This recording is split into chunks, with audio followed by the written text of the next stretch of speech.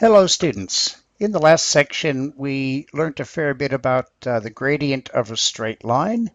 So we're going to now extend on that and start to show you how you can actually sketch the graph of a linear function knowing the y-intercept and the gradient. So okay, let's start by just going through some of the terminology that we'll need for this section. Now once again, we've got a number plane. And on the number plane, we've drawn a vertical line and a horizontal line. Those are called the axes, and that divides the number plane into four parts. And we number them 1, 2, 3, 4 using Roman numerals, starting in the upper right and going in an anti-clockwise direction. Where the two axes intersect is called the origin. The horizontal line is called the x-axis. The vertical line is called the y-axis. And the graph that we've drawn there, because it's a straight line, is called a linear graph. And it turns out that there's two important points on that line. One is where it crosses the y-axis, called the y-intercept. And the second one is where it crosses the x-axis, which is called the x-intercept. So let's move on, and we'll be using those terms quite a bit over the next few videos. Okay, let's look at a somewhat practical situation. Okay, so to repair a bike, Ben charges a fixed cost of $1. So as soon as someone brings the bike and says, I want you to fix it, cost is $1, even before he starts. And then he also charges an extra $2 per minute. So once again, that's the verbal description of the function. Let's go ahead now and complete the table. So M is the number of minutes, C is the cost in dollars. So once he gets the job, he's got a fixed cost of $1. So that's going to be a 1. After 1 minute, he's added an extra $2 to his cost. So 1 plus 2 is 3. And every minute after that, he adds an additional 2 minutes. So that's 7, and that's 9. So that represents the linear function as a table. Okay, let's go ahead and plot those points. So on the m-axis, we have 0. On the c-axis, we have 1. So m is 0, c is 1, and that's the y-intercept. The next point, after 1 minute, the total cost is $3. After 2 minutes, the total cost is $5. After 3 minutes, the total cost is $7. And after 4 minutes, the total cost is $9. And notice that all the points lie in a straight line. So I'll actually go ahead and draw that line. So I'll use my ruler. So I put that on the y-intercept. Angle it up like so. I get it fairly close. I can lengthen my ruler. It's wonderful what you can do with technology. And let's go ahead and, whoops, that wasn't too smart. Let's go ahead and try again. That's what I was going to say. Okay, I've got to make sure I don't put it on the... Okay, I think that's not too... Oops, it didn't like me going backwards, so I'll leave it at that, I think. Maybe I need more ruler practice. Okay, and there's the graph of the linear function just there.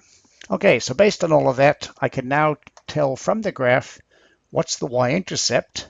Well, it turns out the y-intercept is 1. And the important thing from that is, I'm going to write a better 1 than that. I think I'll just write it like a normal 1, like that, is the y-intercept basically is the starting amount.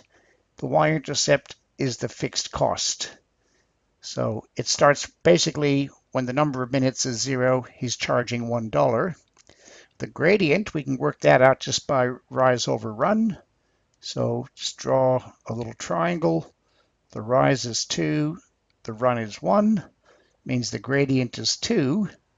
And from a previous video, the gradient represents the rate at which it's changing. And the rate at which Ben's charges change is given by his variable cost, $2 per minute. And it's also given by the changes in the table. So there's a strong link between the information given in the question and the gradient of the line, and also how quickly these values change as these go up by 1 each time. And finally, the equation, how do we actually work out what the cost is? Well, it's going to be 2 times the number of minutes plus the fixed cost of 1.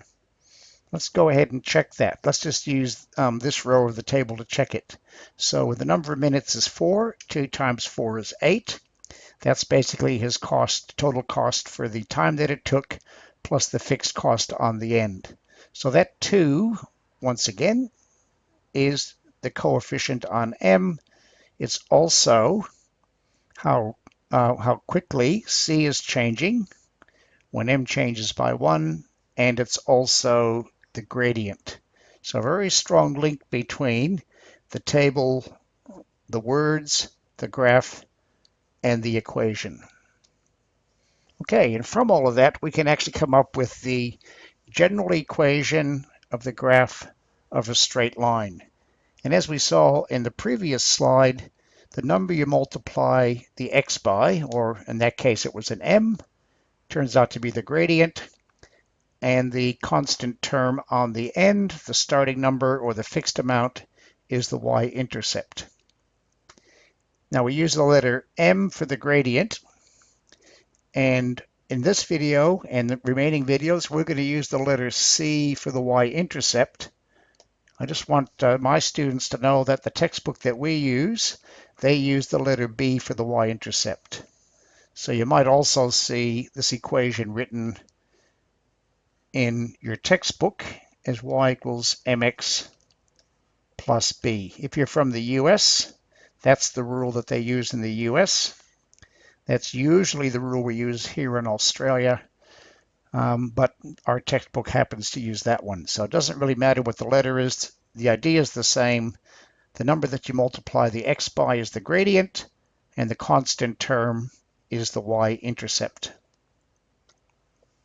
So we can fairly quickly, given an equation now, we can quickly identify the gradient and the y-intercept. So y equals 3x take 2. The coefficient on x is the gradient, and the constant term on the end is the y-intercept. Because it's subtract, it's negative 2. This one here, if I change that to plus negative, that's really the same as negative 2x plus 7.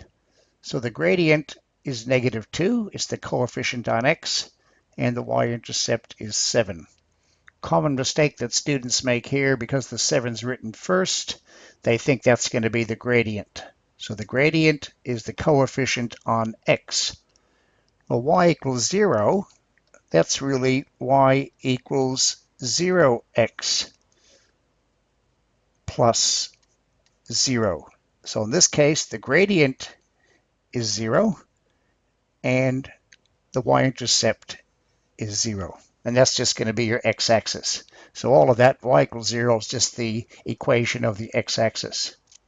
Let's try these three. Going backwards, oh, by the way, another word for gradient, again, often used in the US, is slope. So if you see the word slope, it just means gradient.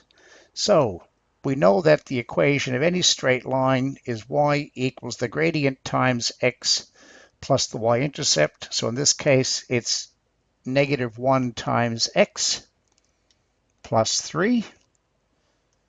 And in some textbooks, they don't write the 1, so they might just write negative x plus 3. So you might see it written either of those two ways. Second one, y equals, the gradient is the coefficient on x, which is 1/2 x, and plus negative 2. And again, you might see that written slightly differently, means the same thing but looks different. Half of x can also be written as x over 2, and plus negative 2, of course, can be written as subtract 2. So either of those are correct. They just look slightly differently. Finally, if your gradient is 0, well, you could write y equals 0 times x and then plus 3. But usually, if the coefficient is 0, we don't write that term. So a better way to write that one is just y equals 3.